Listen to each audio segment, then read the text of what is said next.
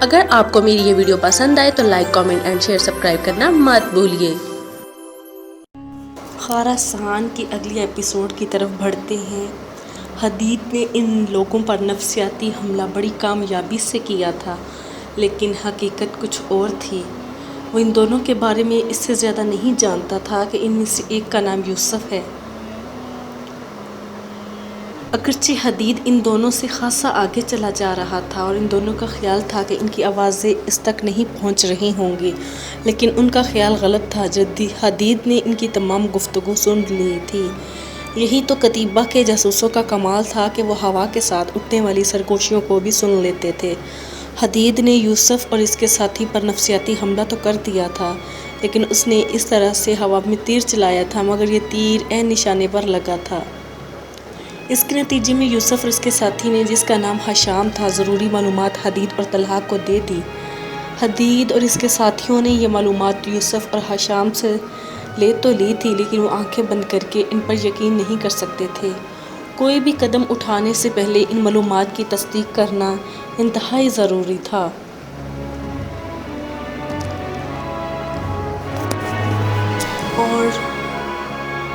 اور یہ کام حدید نے طلحہ کے ذمہ لگایا۔ ان تمام معلومات کی تصدیق کرنا طلحہ اچھی طرح جانتا تھا۔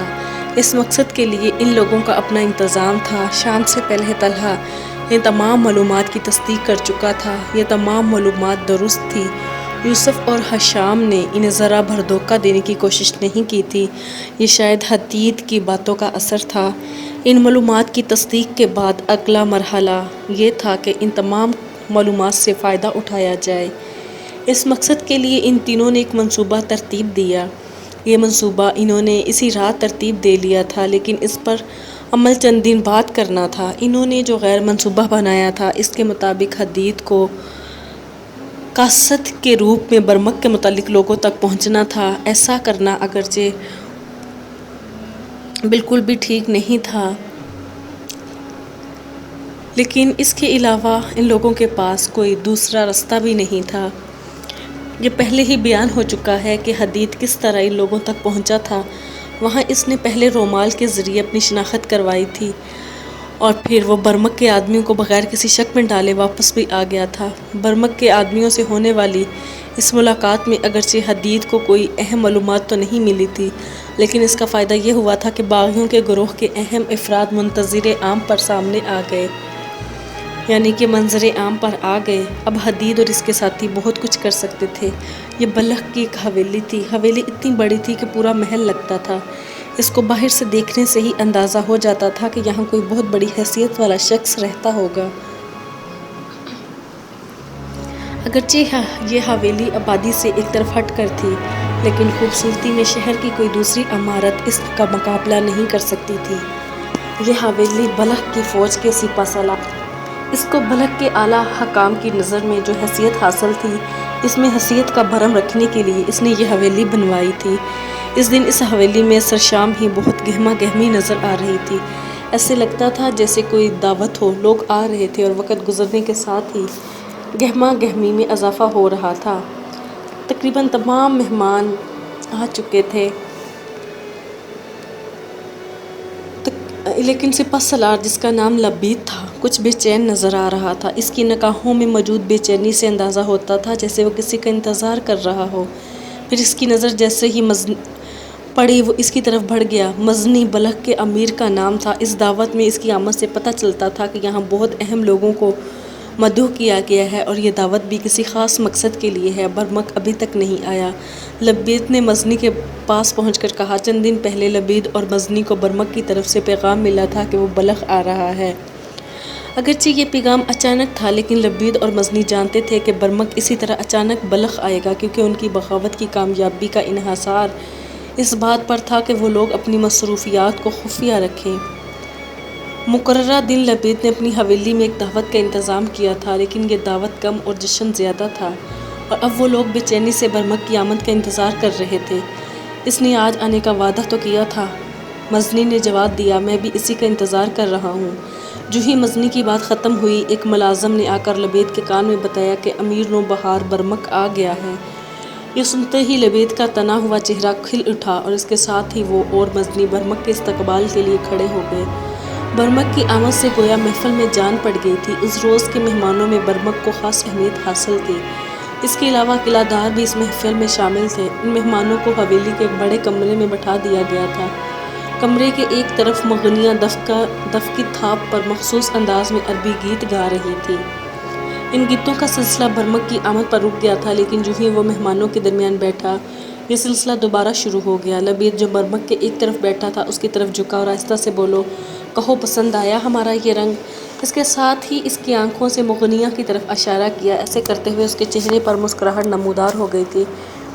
اس کی بات سن کر برمک بھی مسکرا دیا۔ وہ مسکراتے ہوئے بولا، اس رنگ کو کام کی بات کے بعد پرکھیں گے۔ اس کے ساتھ ہی دونوں نے آہستہ سے قہقہہ لگایا۔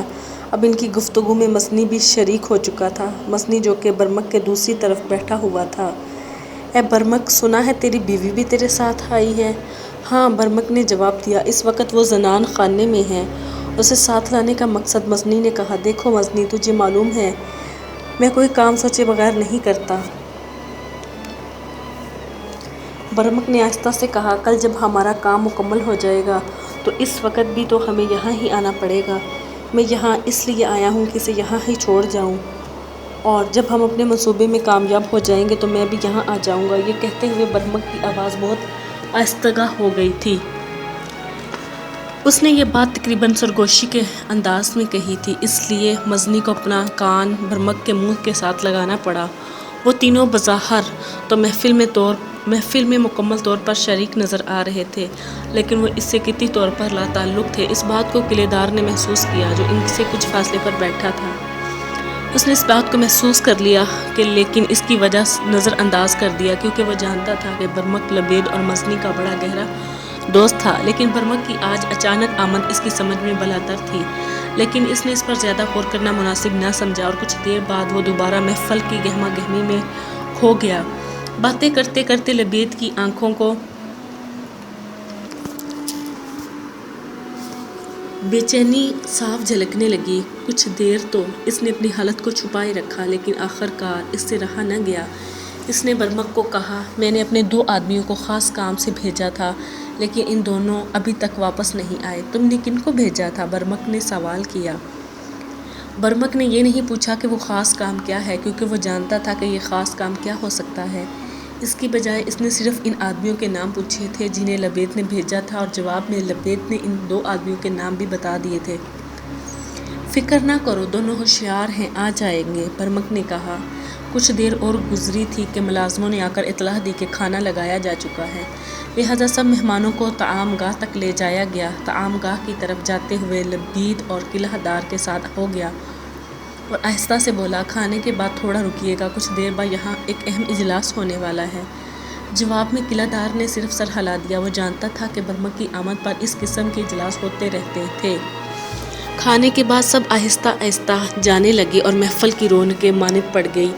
آخر میں صرف چند لوگ وہاں موجود تھے جن کو ایک خاص کمرے میں لے جایا گیا۔ یہ کمرہ آرائش سے نشست گاہ لگتا تھا۔ ان مہمانوں میں برمک، قلعہ دار اور فوج کے کچھ اعلیٰ افسران شامل تھے۔ کچھ دیر ادھر ادھر کی باتیں رہی جب اچانک کمرے کا دروازہ کھلا اور 2 آدمی اندر داخل ہوئے۔ یہی دونوں تھے جن کا ذکر لبید نے برمک سے کیا تھا۔ انہوں نے آنکھوں کے اشارے سے لبید کو بتایا کہ کام ہو گیا ہے۔ اس بات پر لبید کا تنا ہوا چہرہ پرسکون ہو گیا۔ اس نے آنکھوں کے اشارے سے ہی ان دونوں کو چلے جانے کو کہا۔ ان کو جاتے ہی دروازہ ایک بار پھر بند ہو گیا۔ سب لوگ، خاص طور پر قلعہ دار صاحب، حیران ہوں گے کہ آج اچانک یہ اجلاس کیوں بلوایا گیا ہے۔ کچھ دیر بعد لبید نے وہاں موجود سب لوگوں کو مخاطب کر کے کہا، لیکن میں بھی جانتا ہوں کہ قلعہ دار صاحب کے علاوہ سب مقصد سے آگاہ بھی ہیں۔ اس کی بات سن کر قلعہ دار خاصا حیران نظر آ رہا تھا۔ یہ بات واقعی عجیب تھی کہ کسی بات سے بلخ کے تمام اہم لوگ واقف ہوں، لیکن قلعہ دار اس بات سے نا واقف ہو۔ میں لمبی چوڑی تمہید باندھنے کی بجائے صرف ضروری باتیں کروں گا، لبید اپنی بات جاری رکھتے ہوئے بولا۔ قلعہ دار صاحب کو یہ جان کر حیرت ہوگی کہ ہم بلخ میں بغاوت کا ارادہ رکھتے ہیں۔ اہم قلعہ دار صاحب سے کچھ نہیں چاہتے، ہم صرف ان کی حمایت چاہتے ہیں، لبید نے بات کو آگے بڑھایا، اور ہم صرف یہ چاہتے ہیں کہ وہ اس بات کو راز ہی رکھے، اگر وہ ہماری حمایت کرتے ہیں تو ان میں ان کا فائدہ ہے، اور اگر وہ ہماری حمایت سے انکار کرتے ہیں تو اس میں ہمارا کوئی نقصان نہیں ہوگا، بلکہ وہ خود اپنا نقصان کریں گے، کیونکہ قلعہ دار صاحب بات کرتے کرتے اس نے اچانک قلعہ دار کو مخاطب کیا۔ اس کے لہجے میں شدید قسم کا طنز موجود تھا۔ اس کی یہ باتیں سن کر قلعہ دار کا منہ غصے سے سرخ ہو گیا۔ غصے کی حالت میں وہ اٹھ کھڑا ہوا اور کہنے لگا، تم لوگ اپنا نقصان خود کرو گے، تم بھی قتیبہ بن مسلم کو جانتے نہیں ہو، جب اس تک یہ اطلاع پہنچے گی تو وہ آرام سے نہیں بیٹھے گا، بلکہ تم لوگوں کو خدا کا عذاب بن کر نازل ہوگا۔ لیکن اس تک یہ اطلاع پہنچنے ہی کون دے گا؟ برمک نے طنزیہ انداز میں کہا، یہ اطلاع میں قتیبہ تک پہنچاؤں گا۔ یہ کہہ کر قلعہ دار نے دروازے کی طرف قدم بڑھا دیے۔ ابھی وہ چند قدم ہی چلا تھا کہ برمک کی آواز نے اس کے قدم روک لیے۔ برمک کہہ رہا تھا، ہم اتنی آسانی سے کسی پر اپنا راز ظاہر نہیں کرتے۔ یہ بات سن کر قلعہ دار غصے کی حالت میں باہر نکل گیا۔ وہ جلد از جلد اپنے دفتر پہنچنا چاہتا تھا کہ قتیبہ بن مسلم کو ان لوگوں کے بارے میں اطلاع دے، لیکن وہ غصے کی حالت میں بھول گیا تھا وہ کتنی بڑی غلطی کر آیا ہے۔ اسے ہرگز یہ بات ظاہر نہیں کرنی چاہیے تھی کہ وہ بغاوت کی اطلاع قتیبہ بن مسلم تک پہنچائے گا۔ وہ حویلی سے نکل آیا، اس کا رخ اپنے دفتر کی طرف تھا۔ اس کے ساتھ ہی یہ 4 محافظ بھی تھے۔ ابھی وہ لوگ حویلی سے تھوڑی دور ہی تھے کہ ان 5 پر حملہ آور ہو گیا۔ یہ 5 تھے جبکہ حملہ کرنے والے 15 علاقہ ویران تھا، اس لیے حملہ آوروں کو کوئی فکر نہ تھی کہ وہ پکڑے جا سکتے ہیں۔ قلعہ دار اس کے محافظوں نے مقابلہ تو کیا، لیکن سب ہی مارے گئے۔ حملہ آوروں نے اس کی لاشیں اٹھائی اور وہاں سے غائب ہو گئے۔ یہی وہ انتظام تھا جس کے لیے لبید نے اپنے 2 آدمیوں کو بھیجا تھا۔ وہ پہلے سے ہی یہ اندازہ لگا چکا تھا کہ قلعہ دار کسی صورت میں بھی ان لوگوں کا ساتھ نہیں دے گا، چنانچہ اس نے یہ انتظام کیا کہ قلعہ دار کے قتل کا بندوبست کروا دیا جائے۔ قلعہ دار کے جانے کے کچھ دیر تک کمرے میں خاموشی رہی، لیکن جوں ہی یہ اطلاع ملی کہ قلعہ دار کو قتل کر دیا گیا ہے، محفل پھر گرم ہو گئی۔ برمک چونکہ اس وقت خصوصی مہمان کی حیثیت رکھتا تھا، اس لیے وہ کھڑا ہو گیا اور تقریر کرنے کے انداز میں بولا، آپ سب لوگوں کو معلوم ہے کہ جو ہم لوگوں سے بغاوت کرتا ہے اس کا انجام ایسا ہی ہوتا ہے۔ قلعہ دار قتل ہو چکا ہے، اب ہم کام یہ ہے کہ اس کے قتل کی اطلاع کسی طرح بھی قتیبہ بن مسلم تک پہنچنی چاہیے اور تمام انتظامات مزنی کا ہوگا۔ لیکن اس بات کی تصدیق کون کرے گا کہ بغاوت کے وقت فوج ہمارا ساتھ دے گی؟ مہمانوں میں سے ایک نے سوال کیا، کیا میری یہاں موجودگی میں اس بات کی تصدیق کے لیے کافی نہیں؟ اس سے پہلے کہ برمک اس سوال کا جواب دیتا، لبید بول پڑا، میں اس بات کی تصدیق کرتا ہوں کہ فوج کا ایک بڑا حصہ ہمارا ساتھ دے گا۔ ہم خون ریزی نہیں چاہتے، لیکن جو فوج ہماری مخالفت کرے گی اس کے ساتھ کیا سلوک کیا جائے گا؟ ایک اور مہمان نے سوال کیا۔ اول تو ہماری نفری ہی بہت زیادہ ہے، لبید بولا، جو نفری ہمارا ساتھ نہیں دے گی تو اس کی تعداد بہت کم ہے۔ ان باتوں کو سامنے رکھتے ہوئے دیکھا جائے تو وہ نفری ہمارے مقابلے میں آنے کی جرات نہیں کرے گی۔ اس کے علاوہ میں نے ایک انتظام کیا ہے، یہ کہ بغاوت سے 1 دن پہلے وہ نفری جو ہمارا ساتھ دے گی صحرا میں ہوگی، جبکہ باقی نفری بارکوں میں رات کو ان پر حملہ کر کے انہیں قید کر لیا جائے گا۔ کچھ دیر مزید گفتگو کے بعد لبید نے مہمانوں میں مشروبات تقسیم کرنے کا حکم دیا۔ ابھی مشروبات تقسیم کرنے کے سلسلے جاری تھا جب برمک کے کان میں کسی شخص نے کچھ کہا۔ یہ سن کر برمک حیران ہو گیا اور اس نے لبید کے کان میں کہا، تم اس شخص کو جانتے ہو؟ ساتھ ہی اس نے آنکھوں سے ایک اور ملازم کی طرف اشارہ کیا۔ نہیں۔ لبید بھی برمک اس بات پر پریشان ہوا، کیوں، تم اسے جانتے ہو؟ نہیں، میں اسے نہیں جانتا، برمک نے اس شخص کی طرف اشارہ کرتے ہوئے کہا جس نے کچھ دیر پہلے اس کے کان میں سرگوشی کی تھی۔ اس کا کہنا ہے کہ بلکہ اسے یقین ہے کہ یہ شخص بلخ والوں کا کوئی پیغام لے کر نور بہار گیا تھا۔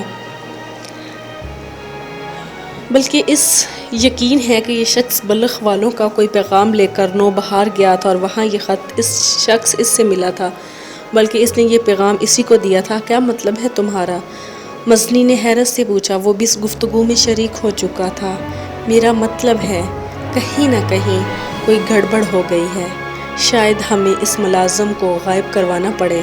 برمک کچھ سوچتے ہوئے بولا، کیا یہ تمہارا ملازم ہے؟ اس نے لبید سے پوچھا۔ نہیں، یہ یومیہ اجرت پر بلائے گئے ملازموں میں سے ہے، لبید نے جواب دیا۔ یہ شخص ہمارے پاس آیا تھا، وہ شخص بولا جس نے برمک کے کان میں سرگوشی کی تھی، اور اس نے پیلے ریشمی رومال کے حوالے سے اپنی تصدیق کروائی تھی، لیکن ریشمی رومال والا کاسا تو ابھی ہم نے بھیجا ہی نہیں۔ لبید بولا، جس ملازم پر یہ لوگ شک کر رہے تھے وہ واقعی حدید تھا۔ اسے جب اطلاع ملی تھی کہ برمک بلخ جا رہا ہے تو اس نے اور طلحہ نے مل کر یہ منصوبہ بنایا تھا کہ وہ دونوں بلخ جائیں گے اور وہاں ہونے والی سرگرمیوں کو دیکھیں گے۔ عبداللہ کو انہوں سے نو بہار میں ہی رہنے دیا تھا۔ حدید جو کچھ کہنا چاہتا تھا دیکھ چکا تھا، اب وہ اس محفل سے نکلنے کے لیے پرتول رہا تھا۔ آخر کچھ دیر بعد مشروب کی لینے کی غرض سے وہاں نکل آیا۔ وہ کہیں رکا نہیں بلکہ حویلی سے باہر نکل آیا اور ایک سمت میں چل پڑا۔ وہ جلدی میں تھا اور اسی جلدی میں اسے یہ بھول ہو گئی کہ وہ یہ دیکھنا بھول گیا کہ کوئی اس کا پیچھا تو نہیں کر رہا۔ اس کے پیچھے 3 آدمی آ رہے تھے۔ انہیں لبید اور برمک نے حدید نظر پر رکھنے کے لیے بھیجا ہے۔ حدید کو حویلی سے نکلتے دیکھ کر ان میں ایک لبید کو اطلاع دینے پر گیا تھا۔ حویلی سے کچھ دور طلحہ 2 گھوڑے کے لیے کھڑا تھا۔ طلحہ جلدی کرو، ہمیں بہت جلد یہاں سے نکلنا ہے۔ حدید طلحہ کے پاس پہنچ کر بولا، خطرہ بڑھتا جا رہا ہے، ہمیں ہر حال میں قتیبہ تک پہنچنا ہے۔ یہ کہہ کر وہ گھوڑے پر سوار ہو گیا۔ اسے گھوڑے پر سوار ہوتا دیکھ کر طلحہ بھی گھوڑے پر سوار ہو گیا اور دونوں نے گھوڑے کو ایک سمت میں ایڑ لگا دی۔ رات کا وقت تھا اور قلعے کے دروازے یقیناً بند تھے، لیکن حدید ایسا راستہ جانتا تھا کہ وہ قلعے سے باہر نکل سکے۔ یہ قلعے کے وسط میں بہنے والی نہر تھی جو ایک جگہ سے قلعے کی دیوار کے نیچے سے ہو کر شہر سے باہر جاتی تھی۔ دونوں کا رخ اس نہر کی طرف تھا۔ وہ کچھ دور ہی گئے تھے کہ انہیں اپنے پیچھے گھوڑوں کا شور سنائی دیا۔ یہ شور ان کے قریب آتا جا رہا تھا۔ پھر انہیں للکارنے کی آوازیں سنائی دیں۔ اس کے ساتھ ہی ان پر تیر برسنے لگے۔ یہ تیر انداز لبید نے بھیجے تھے۔ حدید اور طلحہ نے اپنے گھوڑوں کی رفتار تیز کر دی۔ تیروں سے بچنے کا طریقہ یہ ہوتا ہے کہ اپنے گھوڑوں کو دائیں بائیں گھمانا شروع کر دیا جائے، لیکن طلحہ اور حدید ایسا نہیں کر سکتے تھے کیونکہ اس طرح ان کے حملہ آور کے درمیان فاصلہ کم ہونے کا خطرہ تھا۔ آخر وہ نہر تک پہنچ گئے اور انہوں نے اپنے گھوڑے نہر میں ڈال دیے۔ کچھ دیر بعد وہ قلعے سے باہر تھے۔ قلعے سے باہر نکل کر انہوں نے دوبارہ اپنے گھوڑے دوڑا دیے۔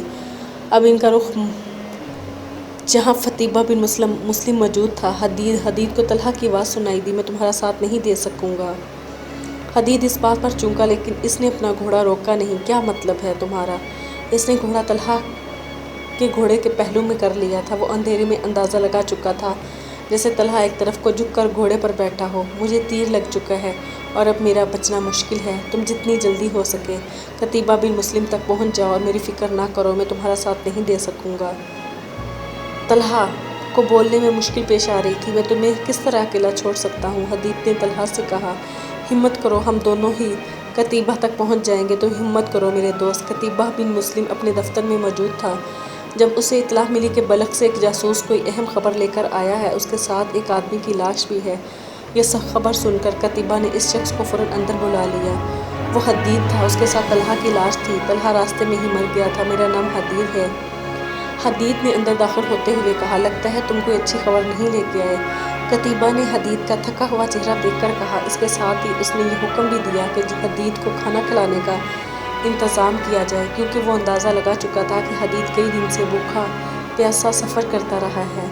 مجھے اندازہ ہے کہ تم کئی دن بھوکے پیاسے سفر کرتے رہے ہو، لیکن کیا یہ بہتر نہیں ہوگا کہ پہلے تم وہ اطلاع مجھے دے دو جس کے لیے تم نے اتنی تکالیف برداشت کی ہیں؟